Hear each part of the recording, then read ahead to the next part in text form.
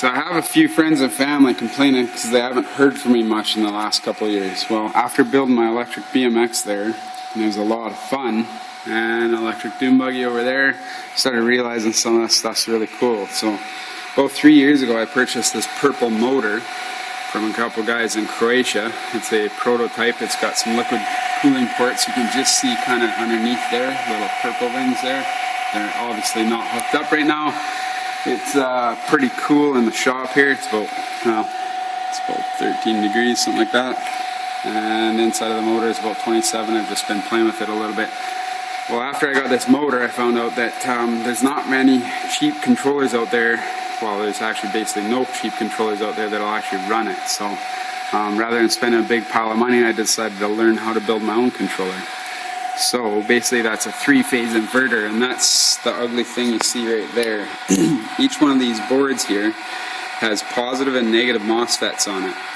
It connects up to a battery. As you can see there on my psychoanalyst, it's charged up to 84.1 volts right now. That'll also tell you the speed and how many watts I'm pulling out of the battery. I also have I'll go over all my stuff for the dyno here. This is a current sensor with a Arduino board. This is an open source electronics kind of kit board. That actually logs into my laptop with a program called Simple Dyno, a guy who lets you download his dyno program for free actually. I'm running a beta version right now and doing some testing on some of his new features that are really cool. I also got this variable, well, it's actually a throttle position sensor off of a car, set up to do regenerative brakes. It's set up to 90% of the full throttle power, but it'd be 90% negative. So you'll see that when I do a dyno run here. Essentially, what this does is it takes power through the positive and negative wires and it flows it in to each side of these H bridges. There's caps. Those are actually siliconed on the back of the circuit boards. I didn't leave myself enough room to put proper caps in there. I have new circuit boards at home I'm going to be designing or building up. They've already been designed. I have the boards already in my hands, and I will be installing better caps with better location for the caps, and it's a better layout. And that's one of the things you got to do when you're building a 3-phase inverter is build a few, prototype it, test it, develop it, see what works, what doesn't work, and then rebuild it and keep designing it over and over. So on the back there, you can actually see 3 MOSFETs. Those 3 are in parallel. We call those a low side MOSFET for this H bridge. All 3 of those will pulse on and off at the same time to feed negative power that'll hook up, that'll basically essentially connect the negative side of the battery up to one of these 3-phase wires here. You can see the 3 different phases there. This is a 3-phase permanent magnet motor. Basically, you call it 3-phase permanent magnet AC motor. As that one pulses its low side on and off, one of these other 2 H bridges, we call them, will pulse its high side MOSFETs on and off at the same time to feed power in through 2 of these wires at a time. The 3rd wire is used for just there staying stagnant, not getting any power, but it actually feeds a signal back. As the voltage changes, it measures that to the controller brain here, and once it gets up to enough RPM, it can use that signal to run sensorless. That sensorless feature is really cool because then it gets optimal phase timing for knowing when to switch where it's supposed to pulse. So what it'll do is there's 20 magnets inside that motor, but 10 of them will be facing north in and 10 of them will be facing south in. Every time a north magnet passes a certain point, it pulses 2 wires a certain way. Every time a south magnet passes a certain point, it'll pulse the wires in the opposite direction. It has to do all these 3 in sync. It's really cool how it works. This little gauge here is just a little temperature sensor I've hooked up onto those MOSFETs right under there. Sorry about the camera quality, it's just my cell phone. And yeah, I wore my rear brakes out on the dyno actually, so that's part of why I set up the variable regen. I always wanted that. It's really cool. Works just like normal brakes down to about 6 kilometers an hour. So after that, I still have the mechanical brakes right there for the rear, and I still have the hydraulic front brakes. So I think kind of gone over everything. You can kind of see how it runs. You can see all the caps on there and everything. I've designed all these boards, including this brain board, and then that main brain chip that does all the code and everything. That's actually from a guy in Switzerland. It's very cool. He's let me and helped me develop this basically to work with his chip, because he has some of the most advanced features for a 3-phase inverter to run a permanent magnet motor basically out there today.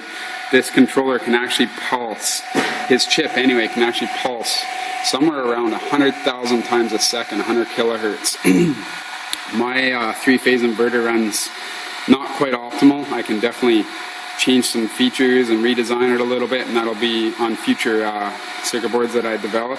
It'll actually have different features that'll allow it to pulse a lot faster. Right now I'm pulsing at 14 kilohertz, so as you run it, you can actually hear it squeal a little bit there. That's actually the PWM going into the motor, but I've turned it down to 14 kilohertz because that makes it most efficient for my system. So let's try a power run to see if it blows up.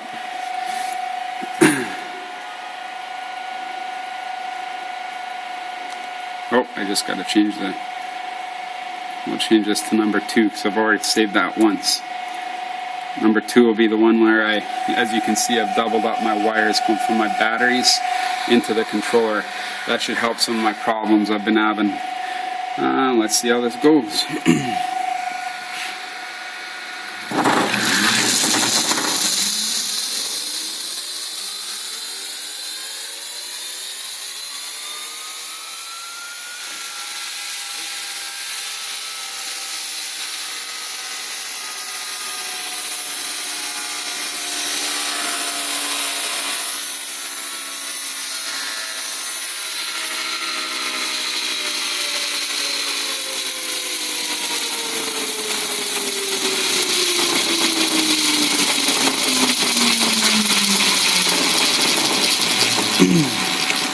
I actually hit a controller cutout there. That's really cool. I'm gonna have to redo this video.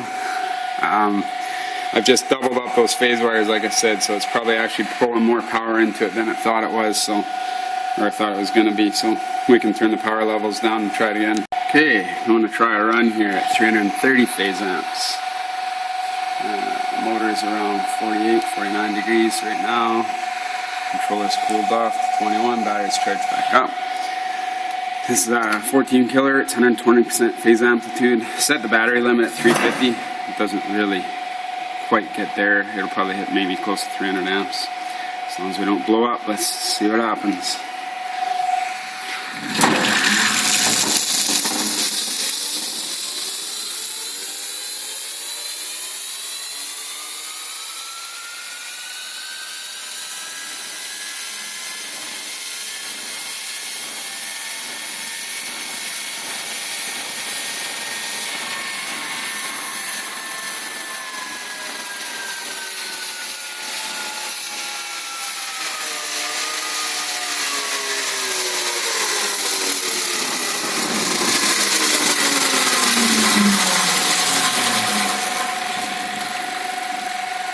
Gotta love that.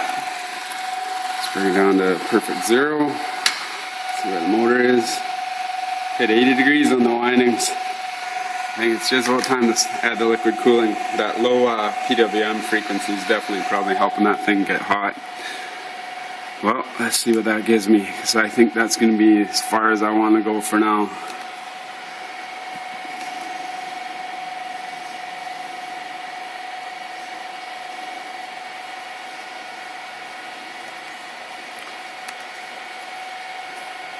There we go, I just broke into 15 horsepower. That's awesome. That's 5 more horsepower than when I rode it. And we're close to 100 foot-pounds of peak torque, and it's pretty smooth. The torque curve right across there, around 90 the whole way. Top speed. The dyno reads a little low, but saw 126 on the cycle analyst, and both calibrated the same number. So I'm going to have to go with the cycle analyst. It probably reads a little bit low on the dyno program because it doesn't try to use the ends for fitting a curve. So very cool stuff. Super excited. Pulled just about 300 amps out of the battery. Just a little pack of, 15 packs of Eternity hard case. That's, about 80 amps a pack. 80 times 3. It's actually 100 amps a pack. What the hell am I thinking? Cool. Very cool. I got lots more over there I can add later.